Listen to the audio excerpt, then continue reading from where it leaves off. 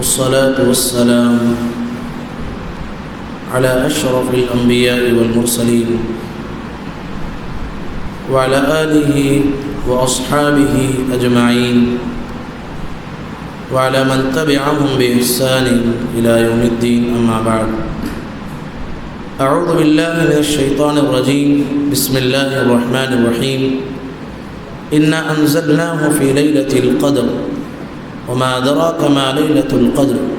ليلة القدر خير من 1000 شهر تنزل الملائكة والروح فيها بإذن ربهم من كل أمر سلام هي حتى مطلع الفجر. معزز حاضرین مجلس اور پردہ-نشین خواتین اسلام، اللہ تعالیٰ کا بے انتہا شکر احسان ہے کہ اس کی توفیق سے آج ہم اس کے گھر میں جمع ہوئے اور الحمدللہ عبادتیں کی اور کچھ دین کی باتیں سننے اور سنانے کے لیے یہاں جمع ہوئے ہیں۔ اللہ تعالیٰ ہماری اس بیٹھنے کو، ہماری اس عبادتوں کو قبول فرمائے، اللہم آمین۔ معزز بھائیوں، دیکھتے ہی دیکھتے 2 عشرے رمضان کے ایسے ہی ہم سے نکل گئے۔ اب ہم آخری عشرے میں داخل ہونے جا رہے ہیں اور یہ بھی ختم ہو جائے گا، ایسے ہی انسان کی زندگی ہی ختم ہو جائے گی۔ تو اس لحاظ سے انسان کو اپنی زندگی میں اللہ نے جو موقع دیا ہے اسے غنیمت جاننا ہے۔ اب ہم آخری عشرے میں داخل ہونے جا رہے ہیں، نیکیوں میں آگے بڑھنے کا جذبہ ہمارے دل میں اور بڑھنا چاہیے اور ہمارے دلوں میں شوق پیدا ہونا چاہیے۔ صحابہ کی زندگیوں کو پڑھتے سبحان اللہ، صحابہ کے اندر عمل کرنے کا جذبہ، عمل کرنے کا شوق سبحان اللہ کس حد تک پایا جاتا تھا۔ جب مہاجر صحابہ مکہ چھوڑ کے مدینہ آئے، تو مدینے میں صفر ہو گئے۔ جو بڑے بڑے بنگلے والے تھے، جائیداد والے تھے، یہاں آنے کے بعد ان کا کاروبار ختم ہو گیا، ان کے رشتہ داروں سے جدا ہو گئے، ان کا گھر بار ان سے چھوٹ گیا۔ پھر بھی وہ جو ہے سبحان اللہ اللہ کی عبادت میں لگے ہوئے ہیں۔ لیکن ایک مرتبہ مہاجر صحابہ نبی صلی اللہ علیہ وسلم کی خدمت میں آئے، کہا کہ اللہ کے نبی، ہمیں ایک بات سے بڑی تکلیف ہوتی ہے۔ وہ بات یہ ہے کہ ہم دیکھتے ہیں کہ ہم بھی نماز پڑھتے ہیں، یہاں مدینے کے رہنے والے صحابہ کو کیا بولتے ہیں؟ انصاری صحابہ، بارک اللہ فیک۔ تو انصاری صحابہ بھی نماز پڑھتے ہیں، ہم روزہ رکھتے ہیں، وہ بھی روزہ رکھتے ہیں، ہم تہجد پڑھتے ہیں، وہ بھی تہجد پڑھتے ہیں۔ جب دین کی خدمت کرنا ہے تو جو ہے وہ بھی آگے بڑھتے ہیں، ہم بھی جو ہے محنت کرتے ہیں، کوشش کرتے ہیں۔ لیکن ایک معاملے میں یہ انصاری صحابہ ہم سے بڑھ جا رہے ہیں، وہ کیا ہے؟ انہیں اللہ مال دیا، وہ خرچ کر رہے ہیں اور ہمارے پاس مال نہیں ہے، اب ہم تو سب کچھ چھوڑ کے آئے ہیں، وہ نیکیوں میں آگے بڑھ رہے ہیں۔ سبحان اللہ، سوچنے کا انداز دیکھیے، ہماری سوچ اور صحابہ کی سوچ میں بڑا فرق تھا۔ ہاں، ہم ہوتے تو کیا بولتے ہیں؟ اے اللہ کے نبی، وہ اچھے گھر میں رہتے ہیں، ہمارے لیے اچھے گھر کا انتظام کیجئے، وہ اچھا کھاتے ہیں، ہمارے لیے اچھا کھانے کا انتظام کیجئے، وہ اچھا پہنتے ہیں، ہمارے لیے اچھا انتظام کیجئے۔ صحابہ ایسا سوال کیے؟ آخرت کا سوال، آخرت میں وہ بڑھ رہے ہیں۔ تو نبی کریم صلی اللہ علیہ وسلم نے کہا کہ ہاں، میں تمہیں ایک نیکی بتاتا ہوں، عمل کرو، ان کے پیسے خرچ کرنے سے بھی زیادہ تم بڑھ جاؤ گے۔ تو صحابہ نے کہا اللہ کے نبی ضرور بتائیے۔ تو نبی کریم صلی اللہ علیہ وسلم نے کہا کہ ہر فرض نماز کے بعد 30 پر 3 مرتبہ کیا پڑھنا ہے؟ سبحان اللہ۔ 30 پر 3 مرتبہ الحمدللہ، 30 پر 4 مرتبہ اللہ اکبر پڑھ لو، تم ان سے آگے بڑھ جاؤ گے۔ اب صحابہ خوش ہو گئے، الگ سے عمل کرنے لگے، اور کسی طریقے سے یہ انصاری صحابہ کو بھی معلوم ہو گیا، اب وہ بھی عمل کرنے لگے۔ کہاں ہے وہ امام جو نماز کے بعد صرف دعا کرنا شروع کر دیتے بدعت کے طور پر؟ سبحان اللہ کا ذکر نہیں، آیت الکرسی کا ذکر نہیں، اس حدیث سے ثابت ہوتا ہے۔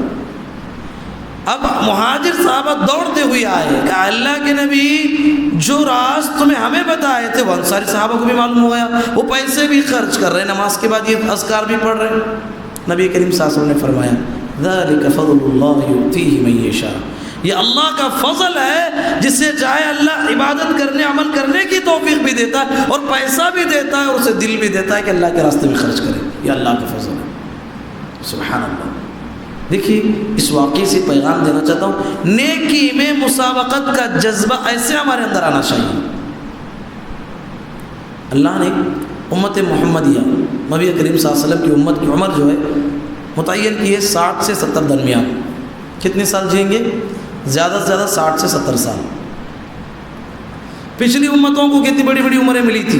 نوح علیہ السلام کے بارے میں ہم نے بتایا تھا، کتنی عمر ملی تھی انہیں؟ خالی ان کی دعوت کی عمر بتائی گئی، وَلَقَدْ أَرْسَلْنَا نُوحًا إِلَىٰ قَوْمِهِ فَلَبِثَ فِيهِمْ أَلْفَ سَنَةٍ إِلَّا 50 عَامًا۔ دعوت کی عمر 950 سال رہی، اب ان کی عمر کیا تھی اللہ خوب جانتا ہے۔ خواتین سے گزارش ہے جو آواز کر رہے ہیں انہیں بچوں کو جو ہے روک لیں۔ تو اس طریقے سے عمر اللہ تبارک و تعالیٰ نے امت محمدیہ کو کم دی، لیکن کچھ آفرز رکھے، کچھ نیکیاں ایسی رکھی ہیں، عمل کرو گے تو جو ہے 1000 سال والے سے بھی آگ بڑھ جاؤ گے۔ سبحان اللہ۔ ایسے ہم نے بہت ساری نیکیاں جان لی تھی، کوئی ایک بتائیں گے؟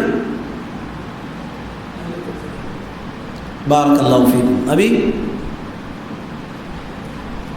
ہم نے اس سے پہلے جمعہ کے بارے میں جان لیا تھا، جو انسان جمعہ کو چل کے آتا ہے مسجد کو کتنا بڑا ثواب ہے، اس کی ایک ایک قدم پر بھی کیا ملے گا؟ 1 سال تہجد کی نماز، 1 سال جو ہے نفل روزے رکھنے کی ثواب۔ اسی طریقے سے جو آدمی فجر کے بعد اسی جگہ پہ بیٹھا رہتا ہے، ذکر و اذکار کرتا رہتا ہے، اشراق کی نماز پڑھ کے اسی جگہ سے جاتا ہے، اس کو ایک مکمل حج اور عمرے کے ثواب دیا جاتا ہے۔ کتنا بڑا ثواب ہے۔ اسی طریقے سے جو ثواب رکھا گیا ہے لیلۃ القدر، اللہ نے یہ لیلۃ القدر رمضان مبارک کے آخری عشرے کے طاق راتوں میں رکھا ہے۔ طاق رات کا مطلب 21ویں رات، 23ویں رات، 25ویں رات، 27ویں رات، 29ویں رات۔ 27ویں رات کو لوگوں نے متعین کر لیا ہے۔ ایسا ہے؟ ایسا نہیں ہے۔ اللہ تبارک و تعالیٰ فرماتا ہے کہ یہ وہ رات ہے، اِنَّا أَنزَلْنَاهُ فِي لَيْلَةِ الْقَدْرِ، ہم نے قرآن مجید کو اسی رات میں نازل کیا ہے۔ تم جانتے ہو کیا لیلۃ القدر کیا ہے؟ وَمَا أَدْرَاكَ مَا لَيْلَةُ الْقَدْرِ لیلۃ القدر خیر من الف شہر، 1000 مہینوں سے بہتر ہے، 1000 مہینوں کے برابر نہیں، بہتر ہے۔ اور کتنا بہتر ہے اللہ خوب جانتا ہے۔ تنزل الملائکۃ والروح فیہا، اس رات میں ملائکہ اترتے، جبرائیل علیہ السلام کا نزول ہوتا ہے اور ہر بات کا فیصلہ کیا جاتا ہے۔ سلام، سلامتی والی رات ہوتی ہے، ہی حتیٰ پڑھیے مطلع الفجر، فجر کے طلوع ہونے تک رہتا ہے۔ ہاں 2 بجے فطر کی نماز ختم ہو گئی، تھوڑا لیٹتا ہوں، جا کے سو گئے، فجر بھی چھوڑ گئی، نعوذ باللہ، کتنا بڑا گناہ ہے۔ کتنے لوگ کہتے ہیں ایسا، سو گئے فجر چھوڑ گئی، 7 ہو گیا ٹائم، تمہارا روزہ نہیں، تمہارا رات میں جاگنے کا کوئی فائدہ نہیں۔ ایسا کرنا ہے، رات پوری جاگنا ہے۔ رات شروع ہوتی ہے آپ کو کہاں سے پتہ ہے؟ بولیے، مغرب کے بعد سے جو ہے رات شروع ہو جاتی ہے، اس کے بعد سے آپ کو جاگنا ہے، ذکر و اذکار کرنا ہے۔ یہ الگ بات ہے جو شیڈول تیار کیا جاتا ہے، یہ جو ہے جگانے کے لیے ایک جو ہے ایک نظم کا ایک طریقہ ہے، لیکن آپ کو پوری رات جاگنا ہے، چاہے گھر میں رہیں آپ، کہیں اور رہیں آپ، ذکر و اذکار کرتے رہیں، قرآن مجید کی تلاوت کرتے رہیں۔ تو اس لحاظ سے جو ہے اس رات کی اہمیت کو مسلمانوں سمجھنے کی کوشش کرو۔ محمد الرسول اللہ صلی اللہ علیہ وسلم کے بارے میں آتا ہے، اذا دخل العشر شد میزرا وایقظ اہلا، حدیث میں آتا ہے کہ 20 دن ختم ہو گئے، آخری عشرے میں اپنی کمر کو کس لیتے تھے۔ مطلب یہ ہے پوری طریقے سے تیار ہو جاتا، اپنے گھر والوں کو سونے دیتے نہیں تھے، اٹھو جاگو، 300 دن تو سوتے ہی ہیں، سال میں 10 دن اللہ کے لیے نکالو۔ رات پوری جاگتے تھے، عبادتیں کرتے تھے۔ حدیث میں آتا ہے یجتہد ما لا یجتہد فی غیری، اتنا محنت کرتے تھے، اتنا محنت کرتے تھے، اتنی عبادت کرتے تھے، سال کے کسی دنوں میں اتنی محنت نہیں کرتے تھے. سبحان اللہ، اتنی عبادتیں کرتے تھے. ہاں بہت سارے لوگ یہ راتوں میں بہت محنت کرتے ہیں کمانے کے لیے. کوئی ٹیلر ہے پوری رات کپڑے سیتا ہے، کوئی بزنس والا ہے مل گیا موقع پوری رات اپنے کام میں لگا، سمجھتا ہے کہ جو لیلۃ القدر جو ہے حق ادا کر رہا ہے. غلط بات ہے. آپ کو جو ہے وقت عبادت میں دینا ہے، جاگنا کمال نہیں ہے. حدیث میں آتا ہے کتنے جاگنے والے ہیں انہیں جاگنے کے سوا کچھ نہیں ملتا ہے. کتنے روزے دار ہیں جنہیں روزے کے سوا کچھ نہیں ملتا ہے، بھوک پیاس کے علاوہ. تو جاگنا کس لیے؟ اللہ کی عبادت کرتے ہوئے، ذکر و اذکار کرتے ہوئے. عائشہ صدیقہ رضی اللہ تعالی عنہ جب یہ فضیلتیں سنی تو نبی کریم صلی اللہ علیہ وسلم سے پوچھی، اے اللہ کے نبی جب میں تاخرات کو پاؤں تو کیا پڑھوں؟ نبی کریم صلی اللہ علیہ وسلم نے دعا سکھائی، عائشہ یہ دعا پڑھو، اللہ کو بہت پسند ہے یہ دعا. اللہم انک عفو تحب العفو فاعف عنی، جمع تو فاعف عنا. اے اللہ تو بڑا معاف کرنے والا ہے اور معافی کو پسند کرتا ہے، اے اللہ مجھے معاف فرما دے. کتنی پیاری دعا ہے، پڑھیں گے انشاءاللہ. کثرت سے دعا کو پڑھنا ہے. مطلب یہ ہے اس رات میں استغفار اللہ کو بے حد پسند ہے، توبہ اللہ کو بہت پسند ہے. بندہ اپنے آپ کو مجرم قرار دے یہ اللہ کو بہت پسند ہے. اللہ کے سامنے گڑ گڑانا، اللہ کے سامنے رونا یہ اللہ کو بہت پسند ہے. اس لحاظ سے اللہ کے سامنے گڑ گڑانے کی کوشش کریں. خصوصاً نبی کریم صلی اللہ علیہ وسلم فرماتے ہیں اقرب ما یکون العبد من ربه وهو ساجد، بندہ سب سے زیادہ اللہ سے جو قریب ہوتا ہے وہ سجدے کی حالت میں ہوتا ہے. سجدے میں کثرت سے دعائیں ہونی چاہیے. اسی طریقے سے تشہد میں بھی جو ہے کثرت سے دعائیں قبول ہوتی ہیں، اس میں بھی کثرت سے دعائیں کرنا ہے. کریں گے انشاءاللہ، عمل کرنا ہے. اسی طریقے سے ہمیں اللہ کے نبی صلی اللہ علیہ وسلم نے تعلیم دی ہے ان دنوں میں ایک لمحہ بھی ویسٹ نہیں کرنا، ضائع نہیں کرنا ہے. کثرت سے ہماری زبان پہ ذکر ہونا ہے، اللہ کی یاد اپنی زبان پہ لانا ہے. آپ نے سنا ہوگا ذکر اللہ کو کتنا پسند ہے. اللہ کے نبی صلی اللہ علیہ وسلم فرماتے ہیں الا انبئکم بخیر اعمالکم، کہا کہ اے لوگوں کیا میں تمہیں سب سے بہترین عمل نہ بتاؤں؟ وَأَزْكَاهَا عِنْدَ مَلِيكِكُمْ، تمہارے رب کے پاس سب سے پاکیزہ عمل نہ بتاؤں؟ وَأَرْفَعِهَا فِي دَرَجَاتِكُمْ وَخَيْرٍ لَكُمْ مِنْ أَنْفَاقِ الذَّهَبِ وَالْوَرِقِ، تمہارے درجات کو بلند کرنے والا عمل نہ بتاؤں؟ کیا ایسا عمل نہ بتاؤں جو اللہ کے راستے میں سونا چاندی خرچ کرنے سے بھی بڑا عمل ہے؟ وَخَيْرٍ لَكُمْ مِنْ أَنْ تَلْقُوا عَدُوَّكُمْ فَتَضْرِبُوا أَعْنَاقَهُمْ وَيَضْرِبُوا أَعْنَاقَكُمْ، کیا ایسا عمل نہ بتاؤں جو جہاد سے بھی افضل ہے؟ صحابہ نے کہا اللہ کے نبی بتائیے. نبی صلی اللہ علیہ وسلم نے فرمایا ذکر اللہ عز و جل، زبان پہ اللہ کا ذکر لانا یہ دنیا میں حج کرنے، دنیا میں جہاد کرنے سے بھی بڑا عمل ہے. اللہ کے نزدیک اپنے درجات کو بلند کرنے والا عمل ہے. اللہ کے نزدیک سب سے پاکیزہ عمل اور سب سے بہترین عمل ہے. کون سا عمل؟ ذکر کرنا. اللہ کا ذکر جو ایک بہت پسندیدہ عمل ہے.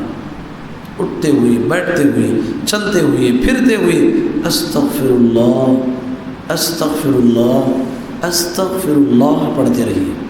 آپ کی زندگی کی ساری پریشانیاں حل ہو جائیں.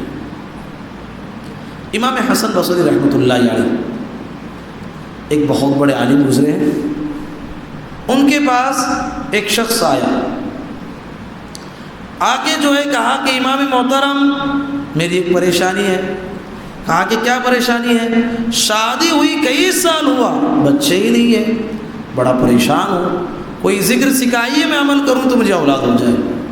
کہا کہ کثرت سے کیا پڑھو؟ استغفر اللہ پڑھو. چلا گیا، بازو میں شاگرد بیٹھے ہوئے تھے.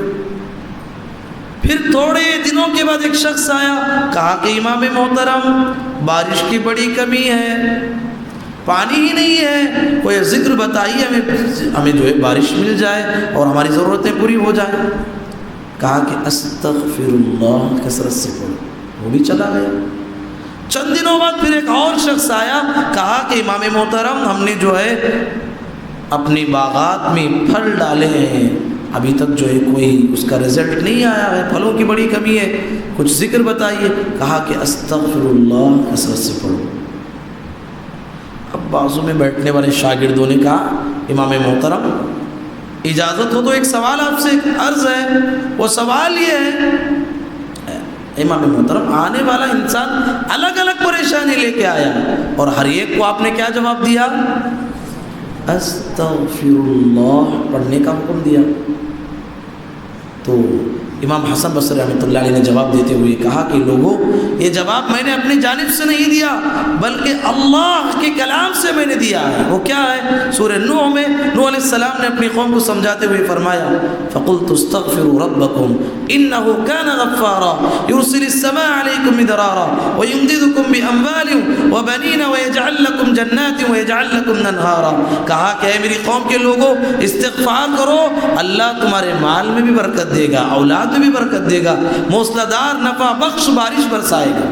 تین باتیں فرمائی، کس کے نتیجے میں؟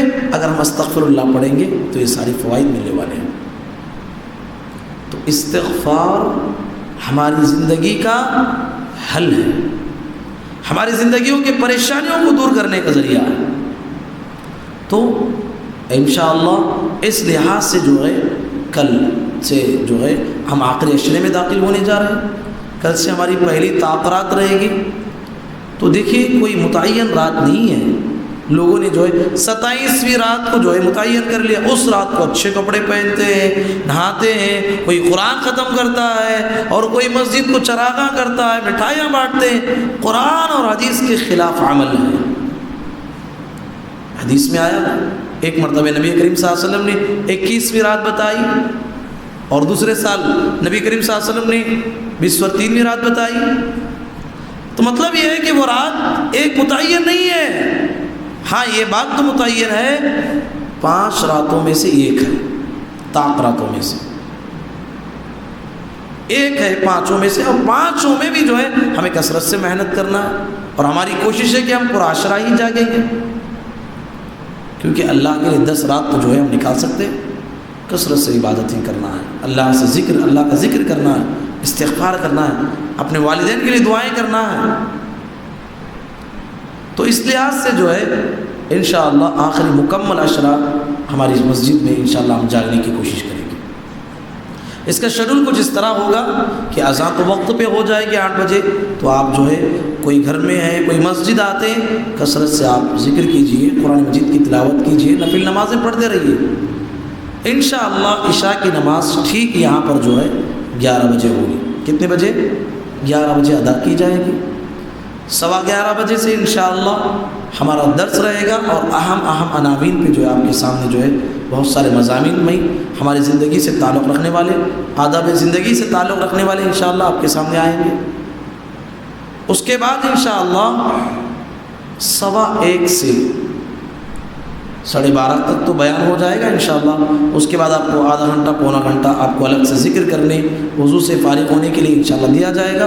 اس کے 1:15 سے ٹھیک انشاءاللہ پھر قیام اللیل ہوگا، اور قیام اللیل جس میں انشاءاللہ ہم نے کہا کہ بندہ سب سے زیادہ اللہ سے کب قریب ہوتا ہے؟ سجدے کے حالت، اور دعائیں کثرت سے تشہد میں قبول ہوتی۔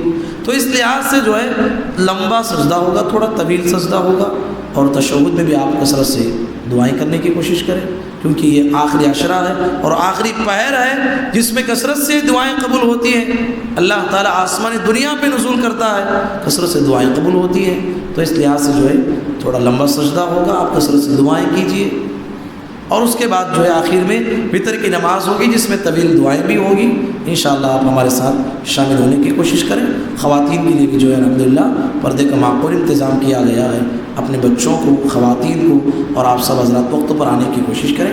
اللہ تعالیٰ سے دعا ہے اللہ تعالیٰ کہنے والے اور سننے والوں کو پروردگار ہمیں اسلامی تعلیمات کے مطابق زندگی گزارنے کی توفیق نصیب فرما۔ اے اللہ ہم تمام کو کثرت سے تیری عبادتیں کرنے کی توفیق نصیب فرما۔